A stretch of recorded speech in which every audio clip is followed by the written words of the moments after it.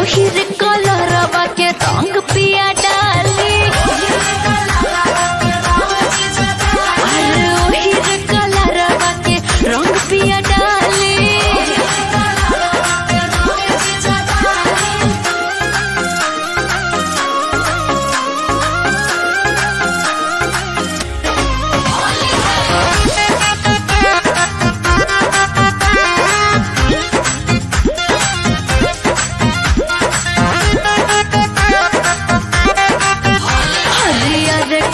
हरका को दिहा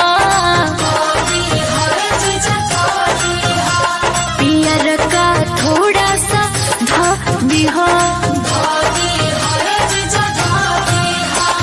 लोहे लोहे डाला हमर सोइया, गवा तो हर लागे ला मिठाइया। डाले के बडाली जल्दी हम हुनहा,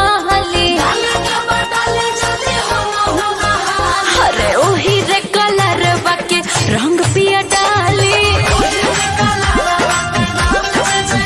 अरे ओही रे कलरवा के रंग राजा डाली।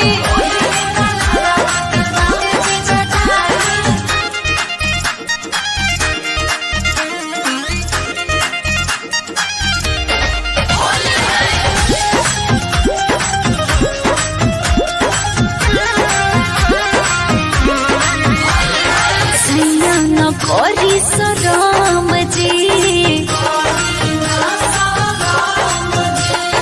कहतानी होम जी कि होलिया आज खेला तारा संग में, कदा सारा बोर सैया रंग में, रंगवा लगा के अपन भगिया जगा दे, ओहिर कल